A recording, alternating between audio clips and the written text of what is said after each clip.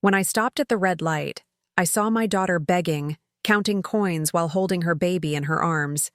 I asked her, "Where are the car and the house we bought for you?"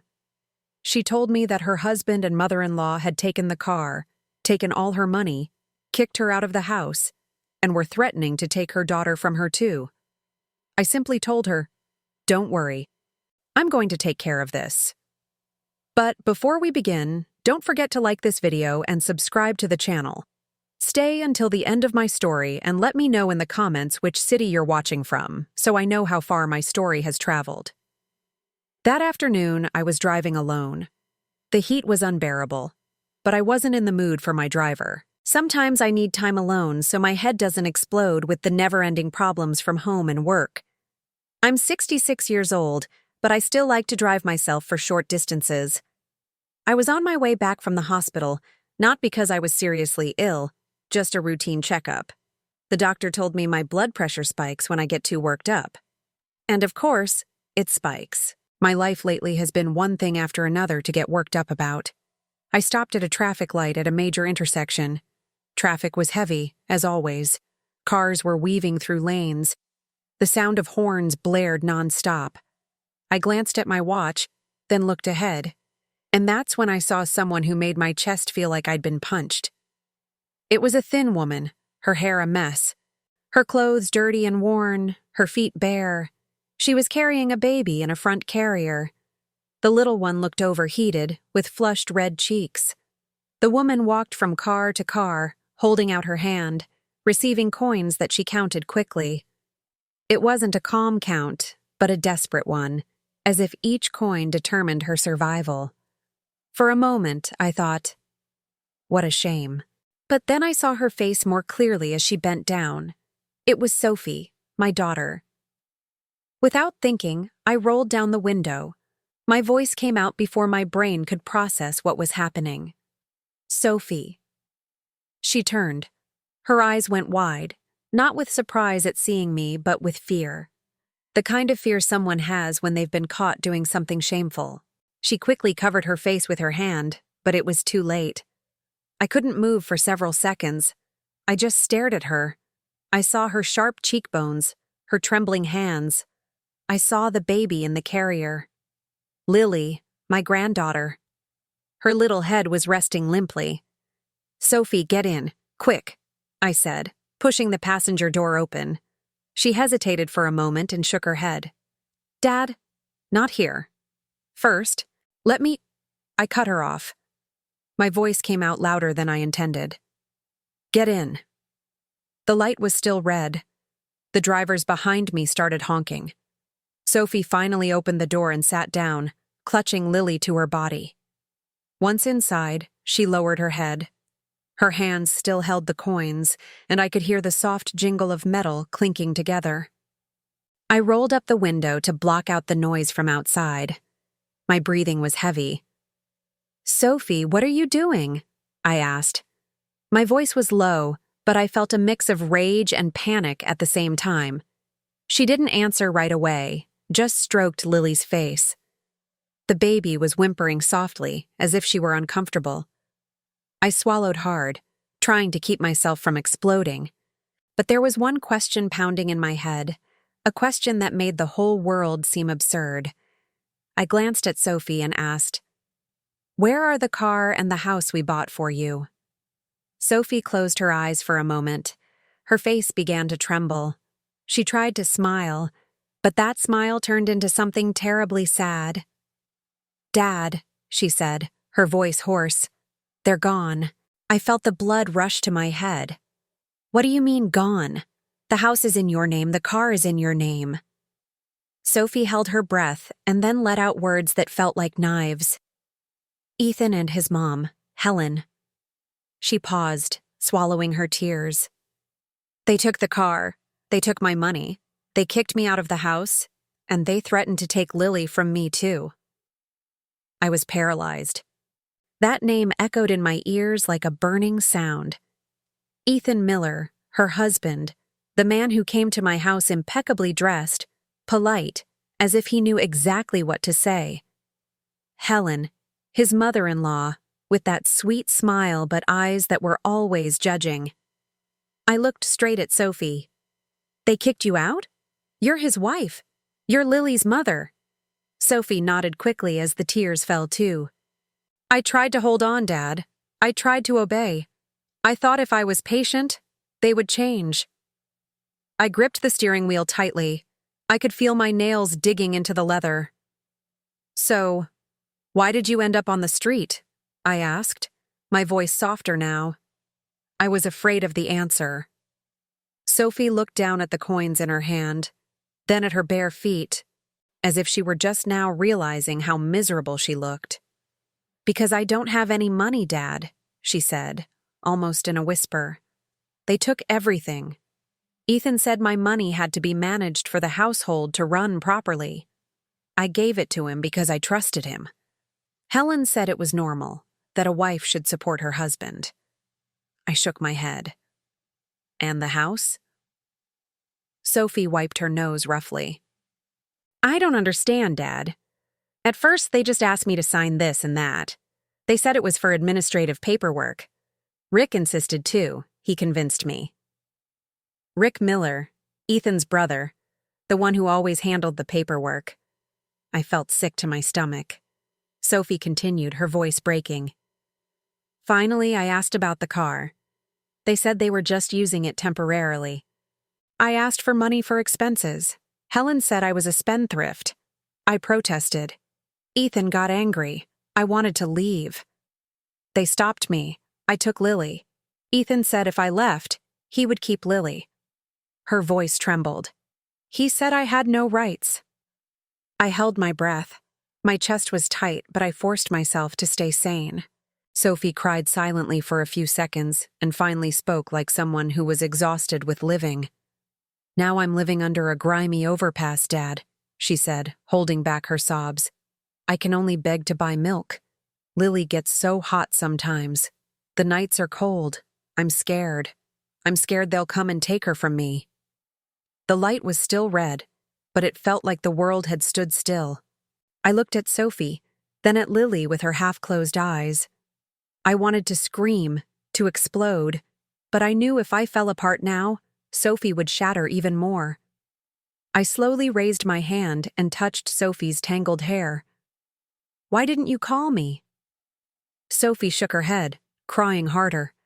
"I was ashamed, Dad. I was scared. They have my phone. They said if I told you anything, they would hurt you too." I swallowed all the emotions that were about to burst. I nodded slowly, controlling the tremor in my hands. I looked at her intently, then back at the road, and then back at her. "Don't worry," I said slowly but firmly. "I'm going to take care of this." When the light turned green, I moved forward slowly. I didn't accelerate right away. Sophie's head was still down, and Lily was starting to get restless. The baby's cry was soft but heartbreaking. I wanted to take them straight home, but my brain was working fast. If I went home now, Ethan likely already had people watching the place. And if they found out Sophie was with me, they could show up with a group, create a scene, and claim the child had been kidnapped. I turned in the opposite direction of my house. Sophie got scared immediately. "Dad, where are we going? No, don't go to the house." "I know," I replied. "That's why we're not going there." She looked at me with red eyes. "They could be looking for us. Ethan has a friend who's a security guard in the gated community. Helen knows a lot of people too. If they know I'm with you..." I nodded. "That's why I'm taking you somewhere safe first." I was heading to a small inn I knew. It wasn't a big hotel, not a place that was easy to find. The owner was an old friend of mine, Mr. Roberts. He's a talkative man, but he knows how to keep a secret. I parked in the back and we went in through the side door. Mr. Roberts's jaw dropped when he saw Sophie. "My God, Charles, is that Sophie?" I raised a finger, asking him to keep his voice down. "Sir, please, I need a room, the most hidden one you have, away from the street." Mr. Roberts didn't ask many questions, just nodded quickly and called an employee to bring water and a small fan.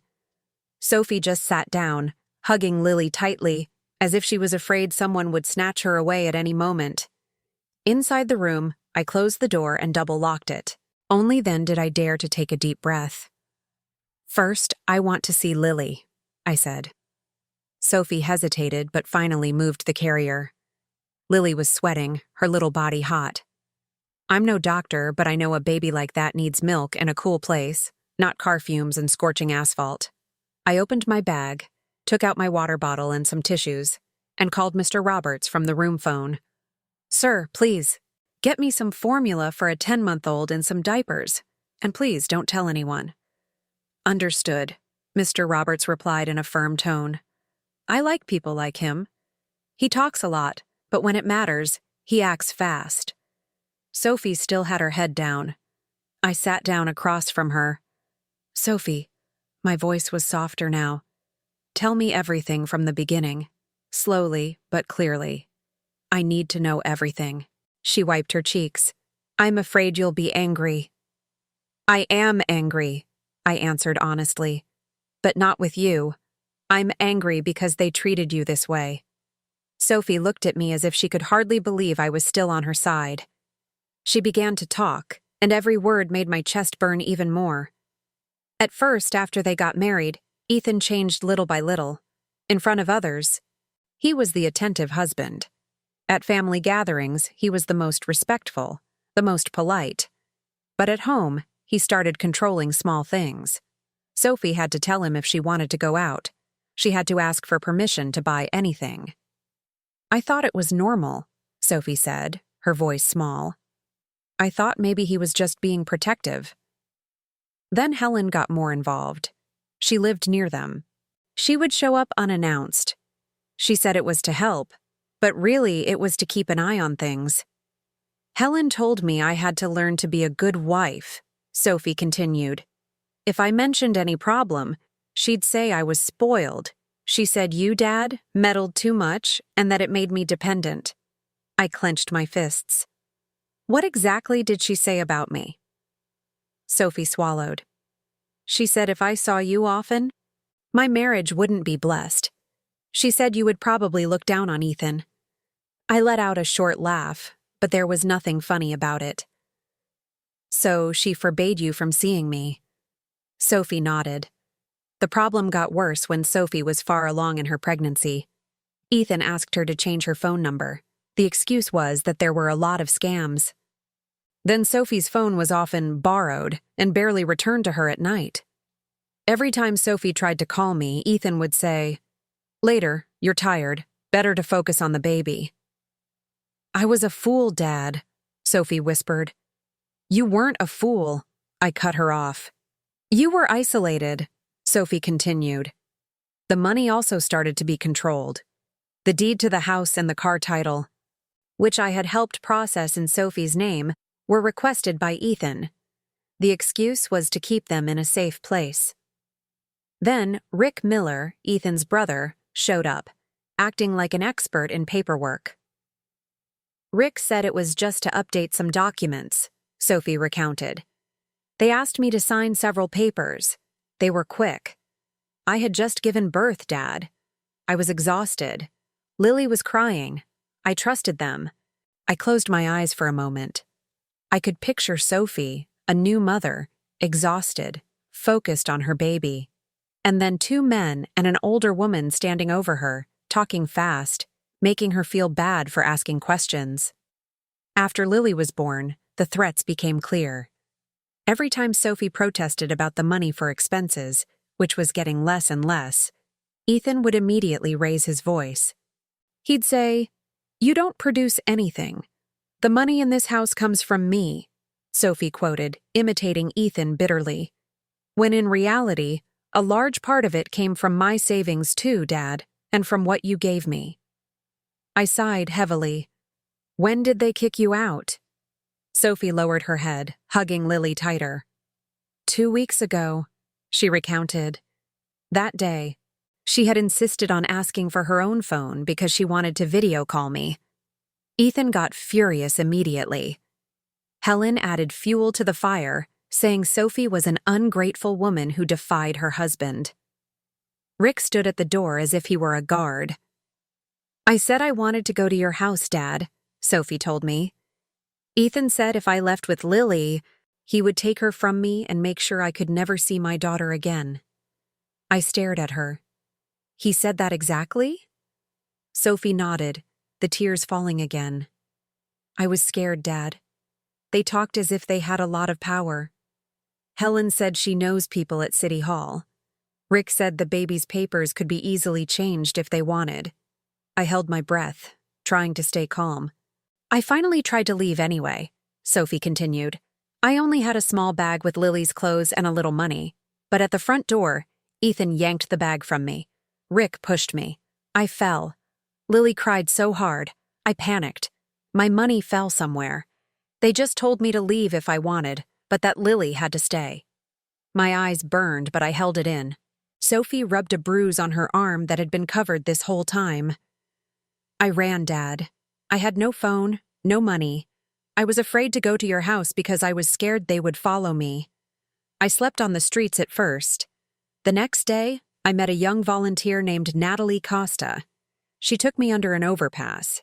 She said it was a relatively safe place, but it was still dirty, crowded, and noisy. I nodded slowly, etching that name into my mind. Natalie Costa, an important witness. And then you started begging? I asked. Sophie nodded in shame. I had no choice. Lily needed milk. It didn't matter if I went hungry, but Lily... I stood up, walked over, and took Sophie's hand. Her hand was cold. Listen to me, I said firmly. From now on, you stop begging. You are safe here. Lily is safe, too. I'm going to take care of everything. Sophie looked at me as if she was afraid to believe it. I'm going to fix this, I continued. But you have to follow my plan. Don't leave this room. Don't contact anyone from your old number. We start with the evidence. Sophie nodded quickly, like someone who finally has something to hold on to. The room phone rang. Mr. Roberts announced that the formula and diapers had arrived. I was about to open the door when I heard quick footsteps in the hallway, then loud knocks on our door. Once, twice, 3 times. I froze. Sophie turned pale instantly. From the other side of the door, a man's voice was clearly audible. The tone was falsely friendly but threatening. Mr. Charles, I'm here on behalf of Ethan Miller. They say there's a family problem. Sophie shot to her feet, holding Lily even tighter. Her eyes looked at me, pleading for me to save her without saying a word. I held up my palm, signaling her. Stay calm. Don't open the door. Don't make a sound. The knocking got louder. Mr. Charles, I'm Derek. Ethan sent me. I'm coming in peace. I just want to talk. I didn't know that voice, but I recognized the type of person. Falsely polite, but his job was clear. Find Sophie, bring her back, and that's it. I walked to the door but didn't open it right away. How did you get this address? I asked loudly. From the other side, he chuckled a little. They just sent me, sir. They say you took Sophie. This is a family matter. Let's not drag this out. I glanced at Sophie. Her face was growing paler by the second. Lily started to fuss as if she could feel the tension too. I held my breath and made a quick decision. I opened the door just a crack, enough to put my body in the opening. I saw a man in his 30s with a pressed shirt and a forced smile. His eyes immediately tried to look into the room. I stood there, blocking his view. Sophie isn't here. He leaned in, trying to peek. Sir, don't be like that. Ethan just wants to talk. Helen is worried too. Poor little baby. The fact that he mentioned Helen convinced me even more that this was not a well-intentioned visit. I smiled slightly. If they were worried, they wouldn't have thrown a mother and her baby out onto the street. His smile cracked a little. Sir, I don't know anything about that. They just asked me to bring her back. If Sophie's here, I'll take her now. That's it. I looked him straight in the eye. You go back and tell Ethan that if he wants his life to stay peaceful, he should stop sending people to chase us. Sophie doesn't want to see him. Derek sighed, and then his tone dropped, becoming colder. Sir, don't make this difficult. If we can't take her the easy way, it'll be a different story later.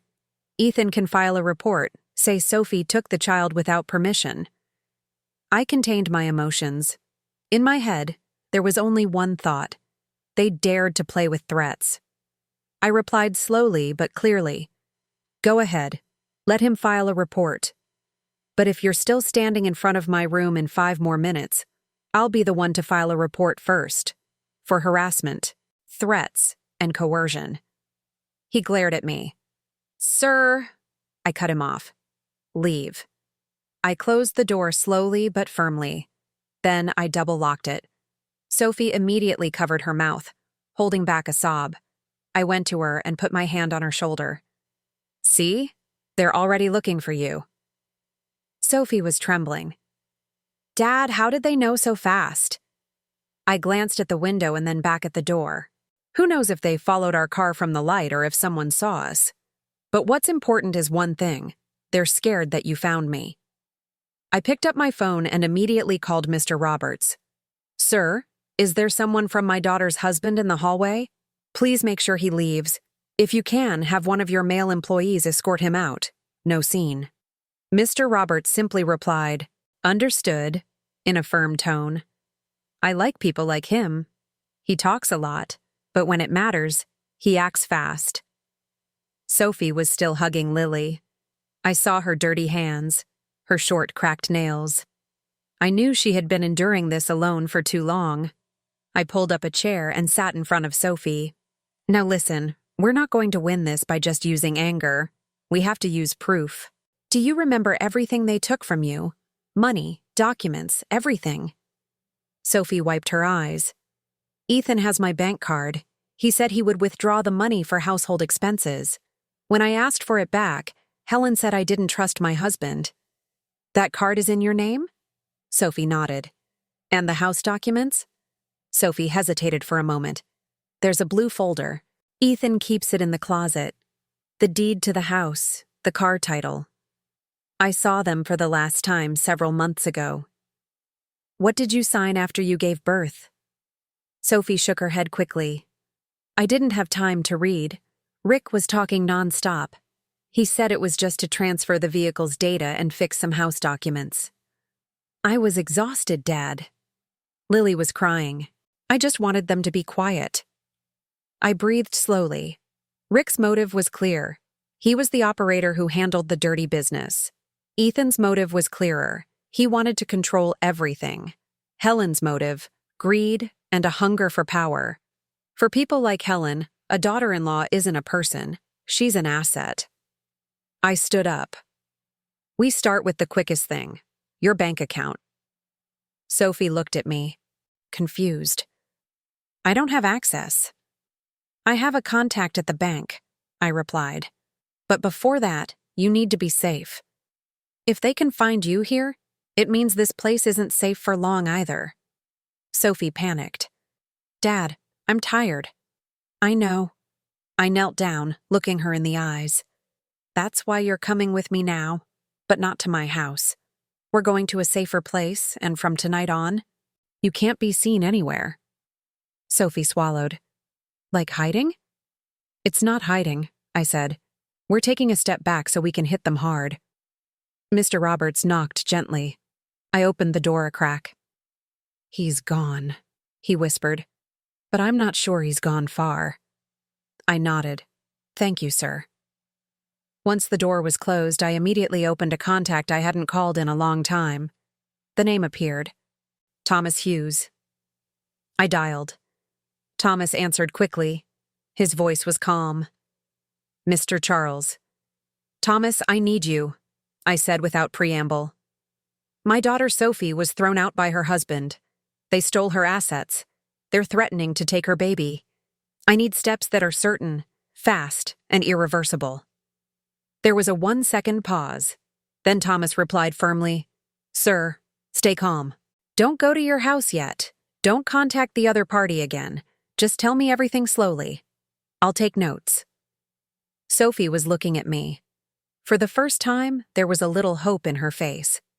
I covered the phone for a moment and told Sophie, This is Thomas. He's a lawyer, not the kind who gets fooled by drama.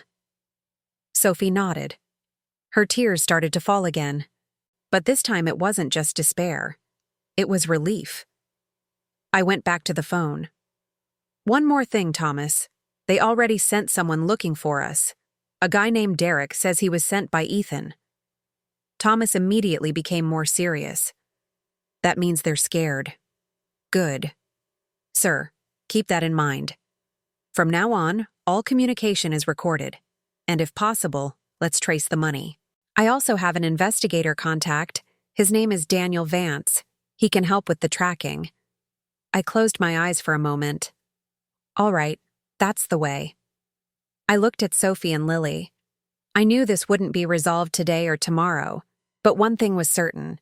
I was not going to let my daughter and granddaughter live under the threat of greedy people. I looked at Sophie and said slowly, "From now on, you're no longer a victim on the run. You're a witness, and they are going to pay." That night we moved, not far, but far enough for anyone watching us to lose our trail. I used another car from a former driver of mine. I changed the route and asked Mr. Roberts not to say anything if anyone asked. Sophie sat in the back. Lily slept in her arms. Sophie's face was very tired.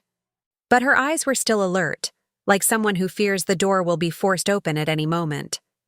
We entered a small, empty house owned by a cousin of mine who's been living abroad for a long time. It wasn't luxurious, but it was safe. The neighbors on either side weren't nosy, and the location had no connection to my address. Once the door was locked, Sophie sat on the living room floor. She placed Lily on a thin mattress I had prepared. "I never thought I'd sleep in a place like this, Dad," she whispered. I knelt in front of her. "It's temporary. The important thing is that you and Lily are safe." Sophie nodded and suddenly started crying again. Her crying wasn't explosive, but held in until her body shook. "I feel like I failed," she said. "I feel like you must be disappointed in me." I held back my emotions. "I'm disappointed in Ethan and his family, not in you." Sophie wiped her face. "I'm scared they'll come tomorrow." "They might try," I replied honestly. "But tomorrow we're not staying still." The next morning, Thomas Hughes arrived early. He was well-dressed with his briefcase, his face calm, but his eyes were sharp.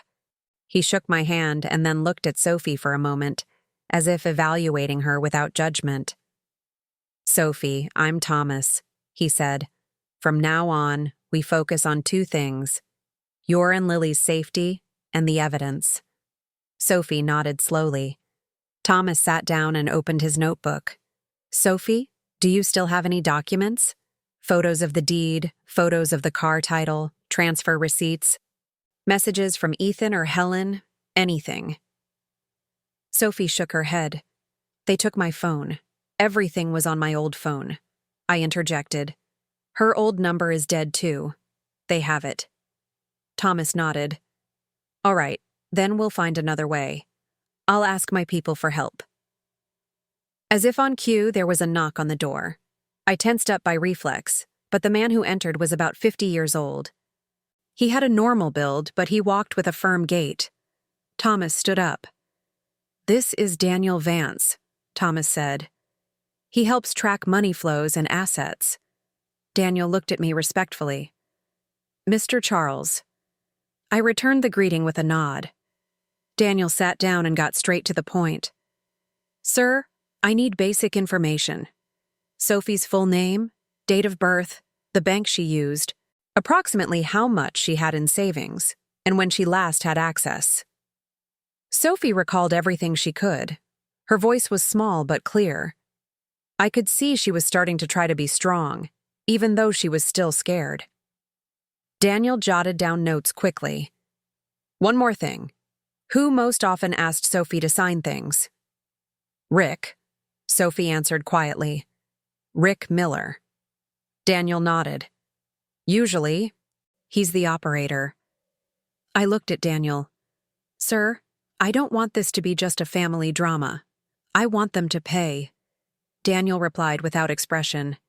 "If the evidence is sufficient, They will pay. Just a few hours later, my phone started ringing nonstop. There were calls from unknown numbers, messages from distant cousins, chats from family groups I had muted long ago. I opened one message. Its content made my blood boil. Mr. Charles, excuse me, is it true that Sophie ran away with the child? Poor Ethan. They say Sophie is very emotional. I understood immediately. Helen was playing the public opinion game. I opened the family group chat. There were dozens of messages. Some said Sophie was ungrateful. Some said I meddled too much. Some said it was better to resolve things amicably. Then a message came from an unknown number, short but sharp. Mr. Charles, if Sophie doesn't come back, we're going to file a report. Don't embarrass the family. I knew that was Ethan's style, falsely polite but threatening underneath. Thomas read it over my shoulder and looked at me. They're testing you. If you panic, they get bolder. I took a deep breath. I'm not panicking. I'm furious. Thomas nodded. Use that fury to stay focused. That afternoon, the second attack came. Mr. Roberts called. His voice was panicked. Charles, 2 people came to the inn. They're asking for Sophie. They say they're family. I told them I didn't know, but they threatened to cause a scene. I clenched my fists. They were still looking. Thomas immediately stood up. Mr. Roberts, save the security camera recordings. If they threaten, report it to the local police. He hadn't finished when the third attack arrived. Sophie suddenly received a message on her new phone. Even though that number was new, only I, Thomas, and Mr. Roberts had it. Sophie turned pale. Dad, how do they know? I took her phone. The message was from an unknown number. Do you think you can hide? That money belongs to your husband. If you don't come back, get ready to lose that child. Sophie immediately hugged Lily as if someone were about to snatch her away that very instant. Lily woke up and started crying. I stroked my granddaughter's head and looked at Sophie. See? This isn't about coming back peacefully. They want power. Thomas looked at the screen. His face grew more serious. A new number can be leaked by someone with access to data or by someone close. But what's clear is that this is a threat. We're saving it. Daniel stood up slowly.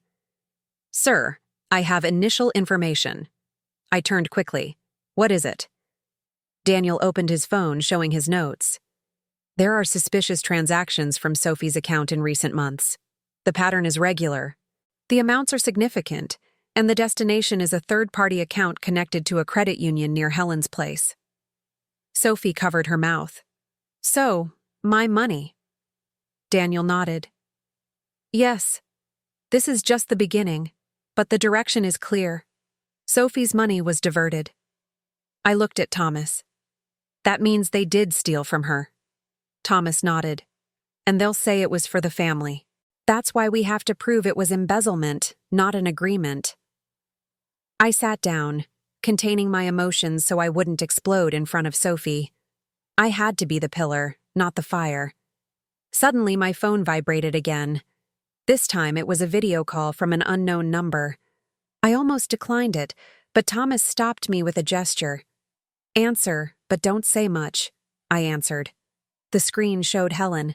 Her face was full of smiles, but her eyes were cold. Behind her, I briefly saw the living room of Sophie's house, the house I had helped furnish. Mr. Charles. Helen's voice was sweet but piercing. Finally, we can talk. I just want my granddaughter back. Sophie is unstable. You shouldn't make things worse. I looked at her without smiling. Your granddaughter is also my granddaughter.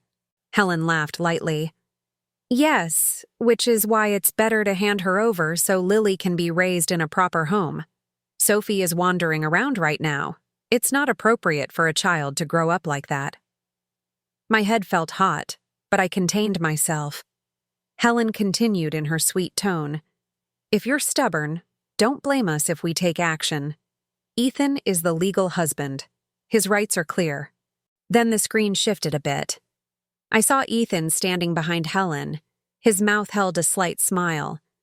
Ethan looked at the camera and said slowly, as if negotiating a business deal, "Mr. Charles, bring Sophie back. If not, I'll file an official report tomorrow, and after that, don't be surprised if Lily is no longer with Sophie." I ended that video call without saying much more. My hands were shaking, but not from fear, from a rage that had reached its limit. Sophie watched me from the couch. Lily was still crying softly in her arms. "They're serious, Dad." Her voice was hoarse. I looked at them both. "I know they're serious. That's why we have to be more serious." Thomas immediately moved. "Sir, we don't respond to that threat with emotion. We save it. That can be evidence." Daniel nodded. "Things like this are usually used to pressure the victim into returning." I looked at both of them. "I don't want Sophie to return. I want them to fall." Thomas looked at me. "If you want them to fall, we need a confession and a clean money trail. We already have the evidence of the threats. Now we look for evidence of asset misappropriation." I stood up. I paced for a moment, forcing my brain to cool down. "What's the quickest step?" Thomas opened his notes. "First, Sophie must remain safe and out of sight. Second, we need Helen or Ethan to openly admit that they consider the car, the house, and Sophie's money to be theirs. If they admit it, that strengthens our case." Sophie spoke up softly. "They won't admit it if they're suspicious." I looked at Sophie and sighed briefly. "They'll admit it if they feel like they've won." Thomas looked at me as if he could already guess the direction of my thoughts. "You want to set a bait?" I nodded. "I want to meet with Helen, but Sophie stays here." Sophie panicked immediately. "Dad, don't go. Helen is evil. She's capable of anything." I took Sophie's hand. "Listen, I'm going to the meeting, not you. Helen is bold with you because you were alone. With me, she'll act sweet, and that's usually where she slips up." Thomas took out his phone. "If that's the case, the meeting has to be structured. A public place, but not too close to their house. You go alone, but Daniel and I will be nearby and we'll record the conversation." I looked at him. "Is that legal?" "It can be, if it's for evidentiary needs and not improperly disclosed," Thomas replied. "We use it for legal channels. I'll handle how to do it." Daniel added, "If you can make Helen feel that this is about money, greedy people are easily provoked if they hear the word compensation." I nodded slowly. Helen's motive is clear: money and power.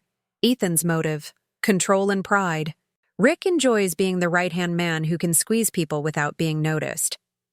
That afternoon, I sent a message to Helen's number. It wasn't long, just one sentence I intentionally made sound weak. "Mrs. Miller, I want to talk things over peacefully. I don't want this problem to become embarrassing. Let's meet tomorrow. You pick the place." Her reply came very quickly, as if she had been waiting for me to give up. "Fine, Mr. Charles. Tomorrow at 11 at the cafe near the main avenue. I'll bring Ethan so everything is clear." I read the message and looked at Thomas. "She's bringing Ethan." Thomas nodded. "Good. The more people talk, the more things can be revealed." That night, Sophie barely slept. She got up several times to check on Lily, then to check the door as if she feared someone would break in. I intentionally stayed in the living room, sitting near the door so she would see I was there. "I feel bad, Dad," she whispered as dawn approached. "You had to go through all this because of me." I looked at her. "You're my daughter. If you fall, I fall too. The difference is, I still have the strength to get up and pull you with me." In the morning, Thomas prepared everything. He taught me how to talk.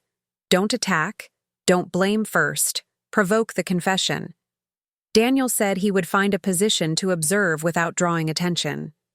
Before I left, I called Natalie Costa. I got her number from Sophie. She remembered Natalie had briefly lent her a phone. Natalie answered. Her voice was young but firm. "Hello, Natalie. I'm Charles, Sophie's dad. Thank you for helping my daughter." Natalie sounded surprised and then replied quickly, "Yes, sir. I couldn't just do nothing seeing the baby like that." "I'm going to need you later as a witness to Sophie's condition when she was under the overpass," I said. "Not now, but when it's necessary." Natalie replied seriously, "I'm ready, sir." At 11, I entered the cafe. I was dressed simply but neatly. I didn't want to look like I was coming for a fight, but I didn't want to look weak either. Helen was already sitting there with an expensive handbag and a face made to look sad. Ethan was sitting next to her. His smile was thin, just like on the screen yesterday. Helen stood up and took my hands in both of hers, as if we were close family. "Mr. Charles, I'm so distressed too, sir. This is all because Sophie is so stubborn." I held back, sat down, and looked at them both alternately. Ethan spoke immediately, his tone relaxed but threatening. "Sir, Sophie is my wife. Lily is my daughter. If you keep hiding them, you're the one who's going to have problems." I took a deep breath and started playing the part we had agreed on. I lowered my head for a moment, then raised my face, feigning exhaustion. "I only want one thing," I said slowly. "Give everything back to how it was before. The house, the car, Sophie's money. Give them back. Sophie will calm down." Helen laughed lightly, as if she'd heard a joke. Sir, that's funny. That's already part of our family now." I raised my eyebrows, feigning confusion. "Part of your family? How? I bought that for Sophie." Helen leaned back in her chair, growing more confident. "Well, yes, but Sophie is married now. Automatically, what Sophie has is also her husband's. Ethan is the head of the household. How can the car be just for Sophie?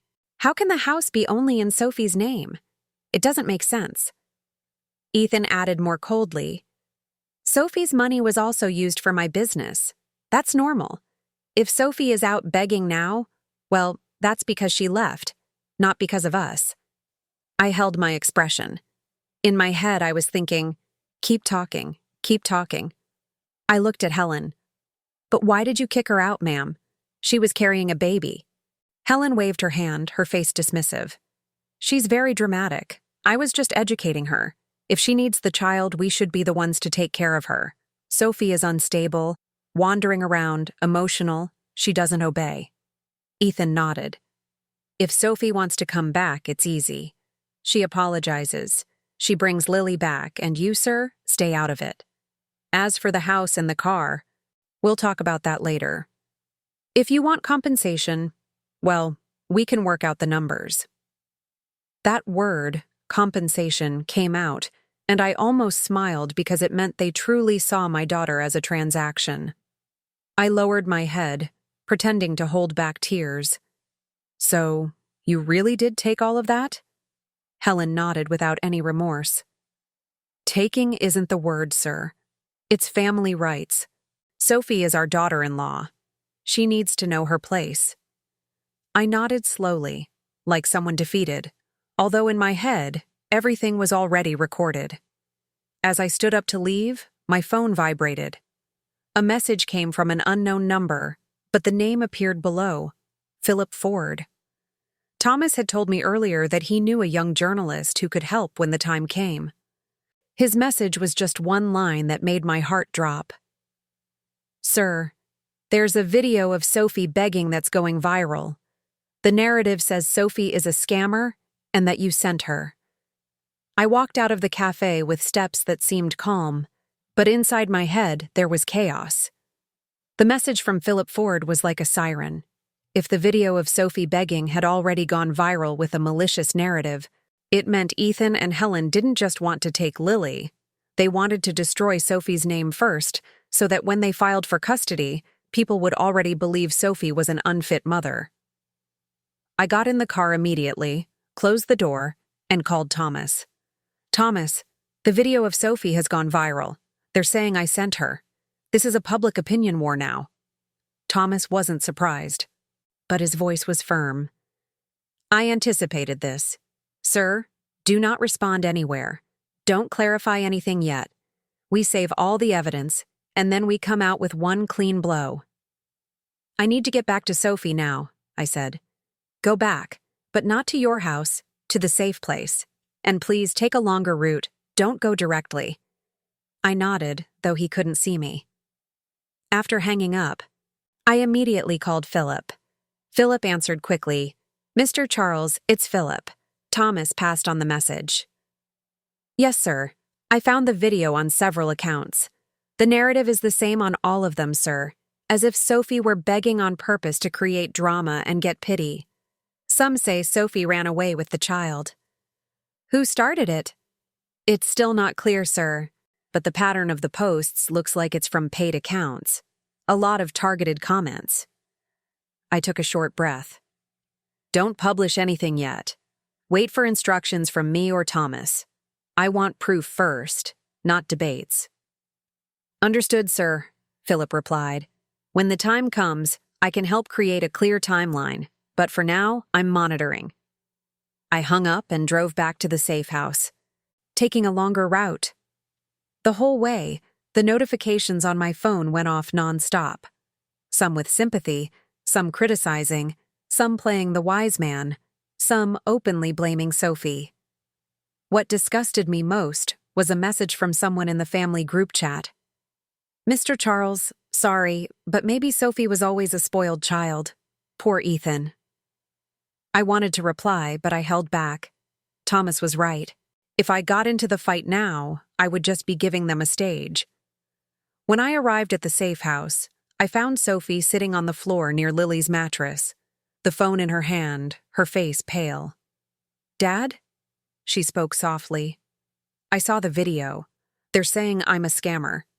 I knelt in front of her. Listen. Yes, you begged. That's a fact. But the reason is what they're twisting. And we have the real reason. I'm scared, Sophie whispered. If people believe them, they could take Lily from me. I looked at her intently. That's why you have to be strong. If you stay scared, they just get bolder. There was a knock on the door. Thomas and Daniel came in. Thomas immediately opened his laptop and several papers. We continue with the security step, Thomas said. This has now entered a dangerous stage. They will try to attack through formal channels. Formal channels mean the police? Sophie tensed up immediately. It could be the police, could be child services, could be the county, Thomas replied. They're going to say Sophie ran away with the child. We have to be prepared. Daniel added, and they might show up in a group, bringing people to pose as witnesses. I looked at Thomas. What do we need to do now? Thomas began to outline the steps, one by one, clear and fast. First, we make an official record of Sophie's condition when you found her. No money, barefoot, carrying the baby, and the reason why that happened. We need witnesses. I immediately remembered Natalie. Natalie Costa can be a witness. She helped Sophie when she was under the overpass. Thomas nodded. Good. Second, we secure the evidence of threats, all the messages from Ethan, Helen, Rick. Save them, don't delete them. Sophie nodded. Third, Thomas continued, we secure Lily's status. At the very least, have a medical record and a record of the baby's needs. So if they dare to say Sophie is negligent, we have data. I nodded. I can take Lily to the pediatrician today. Don't go alone, Thomas said. I'll ask Daniel to accompany you. We weren't finished when Sophie's phone vibrated. Another unknown number. Sophie looked at me with fear. I took the phone and read it myself. The message was short and cold. We're coming for Lily tomorrow. You can come if you obey. If not, prepare to lose her. I felt Sophie's hand grip my arm. Lily whimpered on the mattress as if she could sense the mood. I looked at Thomas. This is too much. Thomas looked at the message. This is a direct threat. Good for the evidence, but it also means they could act fast. Daniel nodded. Sir, I have more information. Sophie's car is indeed at Helen's house. But I also found out they're trying to sell it quickly through a middleman. And the house that's in Sophie's name, there are signs it's already been put up as collateral. Sophie covered her mouth. So, the house... It's not final yet, Daniel replied, but there are traces. I stood up. I paced for a moment, forcing myself to stay focused. This wasn't just about assets. It was about how they treated Sophie like an object. Thomas looked at me. Mr. Charles, I suggest that starting tomorrow, we file an official complaint for embezzlement and threats. But before that, we secure our position first. We don't give them an opportunity to get near Lily. Sophie looked at me. Her voice trembled, but it was firmer than before. Dad, I'm tired of being scared. I want to fight, but I don't know how. I looked at her. For the first time since I saw her at the traffic light, I saw her stand up, even if she was still wobbling. You don't need to know everything, I said slowly. You just have to hold on and be honest. The rest, leave it to me and the team. Thomas closed his laptop. All right, quick plan. Today we get Lily checked. We meet with the witness, Natalie. Then we draft the complaint, and... Sir, one thing. What? I asked. Thomas looked at me seriously. If they get really aggressive, they could come at any time. We have to be prepared in case someone tries to break in tonight. As if on cue, from outside we heard the sound of a motorcycle that stopped for a long time in front of the house. The engine cut off. Then there were slow footsteps approaching the gate. Sophie immediately hugged Lily. Her eyes widened. I raised my hand, signaling everyone to be silent. And in the middle of the silence, a man's voice was heard from outside, slow but clear. Sophie, it's Rick. Open the door. Let's talk this out peacefully. I held my breath. Sophie was already hugging Lily so tightly her body was rigid. Thomas gestured with his hand. Don't move. Daniel stood up slowly, took his phone, and activated the voice recorder without making a fuss. Outside, Rick's voice was heard again, closer to the gate. Sophie, open up. I just want to talk. If you make a scene out of this, you're the one who loses too. Ethan can file a report. Say Sophie took the child without permission. I went to the small window without opening the curtain much. I saw Rick's silhouette outside. He was standing there, relaxed, but his hand was holding a phone. His eyes scanned around like someone making sure this was the right house. Thomas whispered, Sir, don't go out. I'll talk. I shook my head slowly. Let me. I walked to the still locked door. I didn't open it. I spoke from inside, my voice firm. Rick, go away. Rick laughed lightly. Mr. Charles, wow, the old man is there too. Good. That makes things easier. Sophie needs to come back, sir. Ethan's tired of this. Helen, too. This is getting embarrassing. I contained my emotions. What's embarrassing is when you all threw Sophie out with the baby. You think I don't know? Rick sighed in the style of someone pretending to be mature. Sir, that was a misunderstanding. Sophie is very emotional. She left on her own. We didn't tell her to go beg either. I almost laughed, but I held back. What did you come here for? To negotiate, sir, Rick replied quickly. To end this. She gives Lily back. Then the house and the car, well, we'll sort it out. Ethan's not a bad guy. He just, a household has its rules. Daniel suddenly spoke from behind me. His voice was flat but sharp. What rules? Rules about taking people's money, taking their car, and then threatening to take their child? Rick was quiet for a moment, then his voice turned colder. Who's that? I replied. None of your business. Rick moved closer to the door, his voice pressing. Mr. Charles, I'm talking nicely here, but if you guys want to be difficult, I can be difficult too. I can bring people. I can file the report first. Report that you took Lily without her father's permission. As for you old-timers, you'd better not get too involved. I gritted my teeth. Leave. Rick spat lightly to the side. Not directly, more of a dismissive gesture. Then his footsteps moved away. The sound of the motorcycle started up and then faded. As soon as it was silent, Sophie collapsed into a sitting position. Her breathing was ragged. "I'm scared, Dad," she said in a low voice. I knelt down, holding her shoulders. Fear is normal, but from now on we use that fear to be more careful, not to give up. Thomas held up his phone. "I've saved the recording. Rick just admitted they soared out the house and car and repeated the threat of legal action.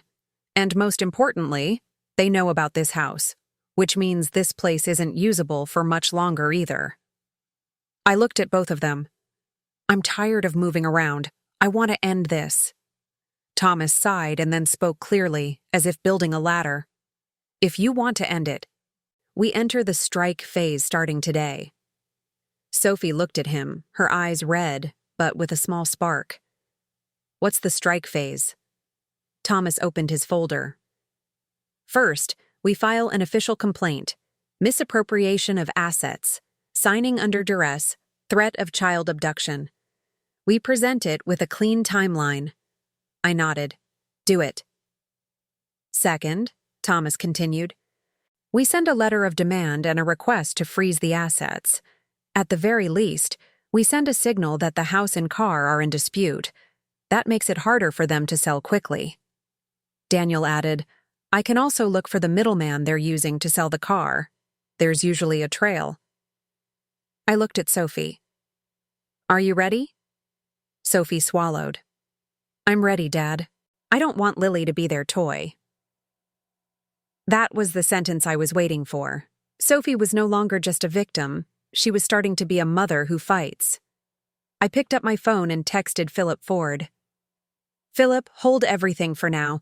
Don't publish any clarifications. Wait until I tell you." Philip replied quickly, "Understood, sir. I'm ready when you are." Thomas stood up. "Now for the third step. We provoke Ethan into coming to our turf, to talk and fall into the legal trap." Sophie tensed immediately. "I have to see Ethan?" "No, not now," Thomas replied. "Sophie stays safe. The ones who see Ethan are Mr. Charles and me. We invite him as if it's a family mediation, but in my office everything is recorded." I looked at Thomas. "Will he come?" Thomas smiled slightly. "Ethan likes to feel like he's winning. He'll come if he thinks he can pressure you and demand a ransom. Besides, after the viral video, he feels he has the upper hand." I took a deep breath. "All right, invite him."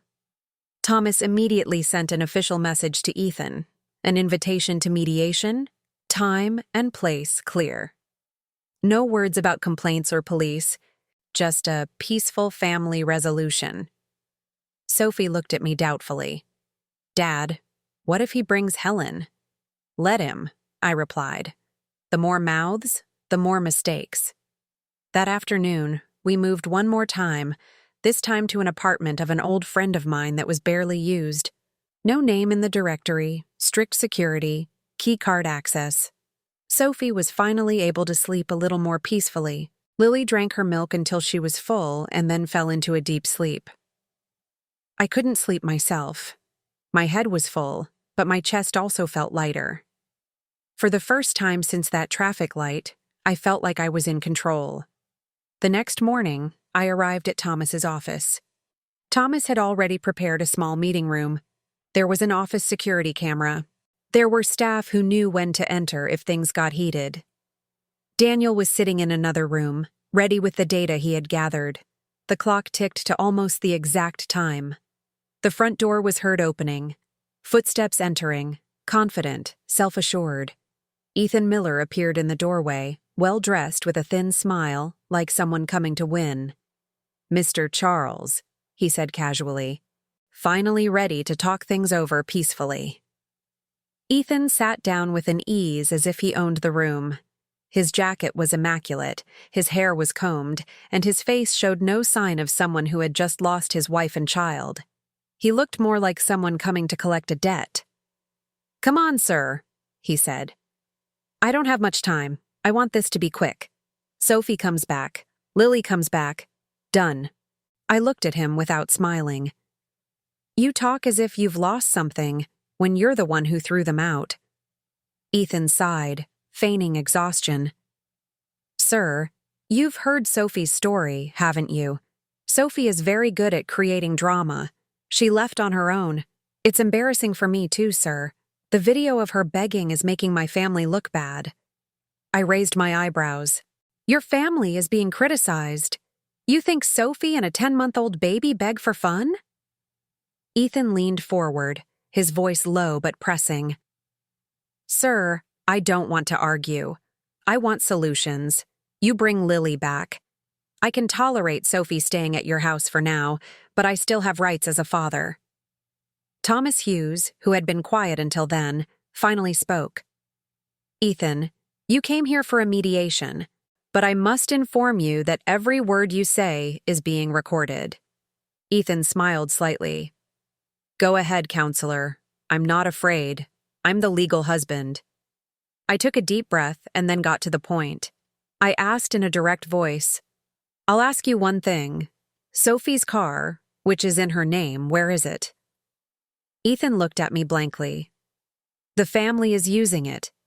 It's still the family car, sir. The house in Sophie's name? I asked again. Ethan shrugged. The house is also family property. Sophie is my wife now. I clenched my emotions to keep them in order. The money from Sophie's account that you regularly withdrew, what was that for? Ethan laughed lightly. For the business, sir, to keep the economy going. Can't a husband manage things? Thomas looked at Ethan intently. Ethan, you say manage, but do you have written consent from Sophie? Is there a clear agreement? Ethan waved his hand. Why bother with papers, counselor? This is a home. I looked at Ethan and then took out my phone. Remember what Helen said yesterday at the cafe? Ethan suddenly fell silent. His eyes darted around as if looking for an escape. I pressed the button and played the recording. Helen's voice came through clearly, without me having to explain much. About the car and the house being family rights. About how if the child is needed, they should take care of her. About Sophie being unstable. The recording wasn't long, but it was enough to change the atmosphere in the room. Ethan straightened his body. What is that a recording of? You recorded her? Thomas intervened calmly. That is proof of a confession. And that's not all. Thomas nodded towards the door. Daniel Vance entered, carrying a thick folder. Ethan looked at Daniel with an annoyed expression, as if just now realizing this wasn't a normal meeting. Daniel opened the folder and placed several sheets on the table. Ethan, this is the pattern of transfers from Sophie's account. Regular, large amounts. And the destination is a third-party account connected to a credit union Helen is known to use. This is the trail. Ethan laughed sarcastically, but his laugh was hollow. That's a lie. Sophie could have transferred it herself. Thomas immediately added, Sophie didn't have access to her phone or bank card during a certain period. There are witnesses, there are threatening messages, and there's a chat from you demanding that Sophie obey, or you would take Lily from her. I pressed the screen, showing the threatening message that arrived yesterday. Ethan glanced at it and then quickly looked away. That's just emotion. You're exaggerating. I moved a little closer. My voice was low but sharp. Your emotion made my daughter sleep under an overpass. Your emotion made my granddaughter overheat on the street. Now you say we're exaggerating? Ethan gritted his teeth. Mr. Charles, don't push it. If you keep this up, I can take Lily through official channels. Thomas immediately stood up as well. His voice remained calm but firm. Another threat. Good. That's also being recorded. Ethan looked around as if he was just realizing there was no one on his side in that room. He pointed at me. You think you're winning because you have money and a lawyer. I took a step closer. I'm winning because you are greedy. Ethan gritted his teeth and then let out the last sentence he thought would corner me. Sophie isn't fit to be a mother. She begged. That's proof. I nodded slowly. Yes, that's proof that she was oppressed until she had nothing left. Thomas opened another folder. This is the statement from the volunteer, Natalie Costa, who helped Sophie and Lily under the overpass. This is the record of Valentina's visit to the pediatrician after she was rescued. This is also the complete timeline that Sophie has already signed. Ethan looked like he was about to fall apart. His breathing quickened. I looked at Ethan for a long moment and then said, "From now on, you have nothing left. The car, the house, the money, and most importantly, you don't have Lily." Ethan clenched his fists. "You can't," Thomas cut in firmly. "We can, and we will."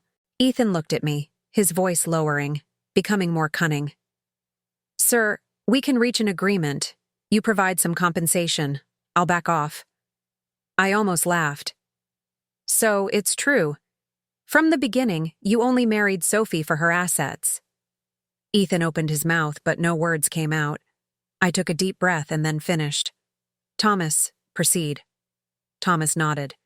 "The complaint is being filed today. The letter of demand is being sent. The request to freeze assets is being submitted, and all of your threats, including Rick's, are being attached." Ethan looked like he wanted to attack, but the door opened, and office staff entered, standing calmly. Ethan swallowed his rage, and then pointed at me with red eyes. "You're going to regret this," he said. I looked at him coldly. "The one who's going to regret this is you, because you thought Sophie was alone." Ethan walked out with quick steps, no longer relaxed, and when the door closed, I felt something I had lost a long time ago. Control. I looked at Thomas and Daniel. Now it's their turn to feel the fear. After that meeting, our life didn't become peaceful immediately, but the direction was clear. We were now in control. Thomas moved fast. The official complaint was filed. The letter of demand was sent. The request to freeze assets was submitted. Daniel continued to gather trails, from the middleman used to sell the car to the documents for the house collateral. I went around signing this and that, but I made sure of one thing. Sophie and Lily did not appear anywhere yet. Sophie faltered several times, especially when the negative comments kept circulating. Sometimes she would sit for a long time staring at her phone screen, reading hurtful words as if she deserved to be treated like trash. I sat beside her. "Don't be afraid of the mouths of people who know nothing."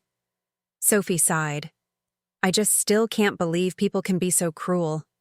I looked at Lily sleeping on the mattress. People like them don't think of it as cruelty. They think it's their right. Little by little, Sophie changed. She started waking up early, not just for Lily, but for herself. She went to the therapy sessions Thomas recommended. She started to dare to recount the details of the timeline without stopping halfway out of fear. She learned one thing she had forgotten before, that she had the right to live safely. Meanwhile, on the other side, Ethan and Helen's game began to crumble. First, the car. As soon as there was a letter and a clear dispute status, the buyer backed out. The middleman, who was usually very close, fled immediately. The car wasn't sold. Instead, it became a burden. Daniel also found evidence that they had tried to temporarily change the license plates. That added to their problems. Second, the house. The signs of collateral were discovered. There were irregular documents. There were questioned signatures. As soon as Thomas pressed through official channels, the party that had received the collateral rushed to distance themselves. They didn't want to be dragged into it. The house they thought was securely in their hands suddenly became a source of panic. Third, the money. That trail of transfers was like a thread that was pulled until the knot was finally found. Rick Miller, who used to play the family hero, started to look harried. His calls suddenly became difficult to answer. One day, he even showed up at Thomas's office asking for an amicable settlement. Thomas looked at him coldly. Amicable was before you threatened to take the baby. Rick tried to smile. Counselor, it's just that we're family. Thomas closed the folder. You're not family. You're an instrument.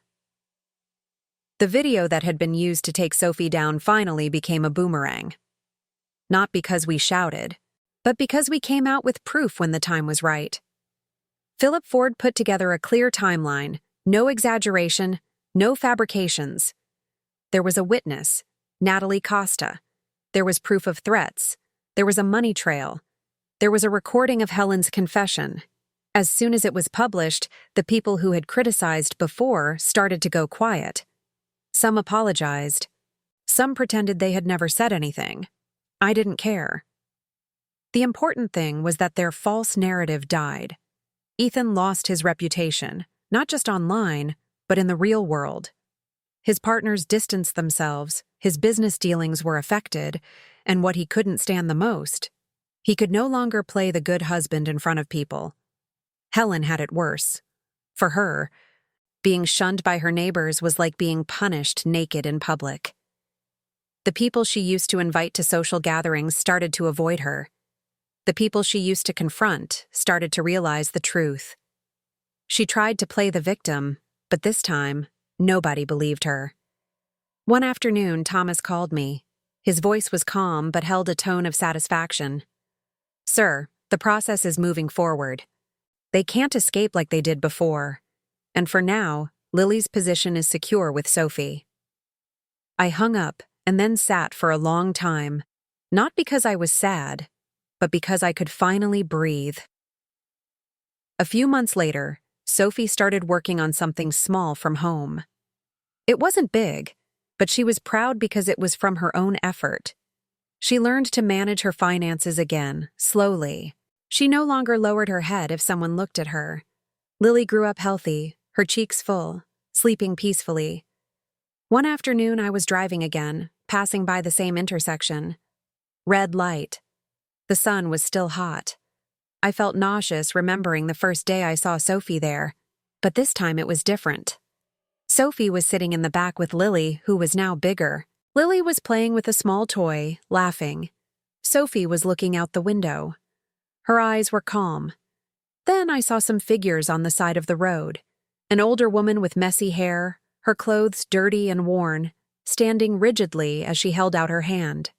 Near her, a man with his head down, counting coins in his palm. They took turns tapping on car windows. I recognized those faces, even though they were now ruined by exhaustion. Helen, and beside her, Ethan.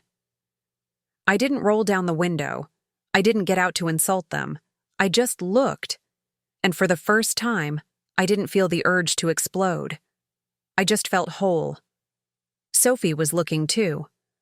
Her breath caught for a moment, then she slowly let it out. "It's them," she whispered. I nodded. "Yes." Sophie hugged Lily. More relaxed this time, not out of fear. "Dad, I never thought they'd end up like this." I looked ahead. "You used to stand there alone. Now you're not alone. They're finally feeling what they did." The light turned green. I moved forward slowly, passing them. Helen managed to look at my car as if she wanted to scream, but no sound came out. Ethan kept his head down, counting coins, like someone just realizing that he can't control the world forever. In the back seat, Sophie whispered to Lily in a warm voice, "Let's go home, my love." I nodded. Though no one saw it, my chest felt light. Not because I was happy to see someone fall, but because I had finally gone to get my daughter from a place she should never have been. And this time, I wasn't too late. If this story made you reflect on the value of family, on how karma always catches up to those who do harm, and on the importance of not giving up when life hits us, I'd love to know your opinion. Tell me in the comments what you would do in Charles's place. Have you experienced something similar, or do you know someone who has gone through a situation like this? Your story matters too. If this video touched your heart, don't forget to like, subscribe to the channel, and hit the notification bell so you don't miss more stories like this one. Share it with someone who needs to hear it.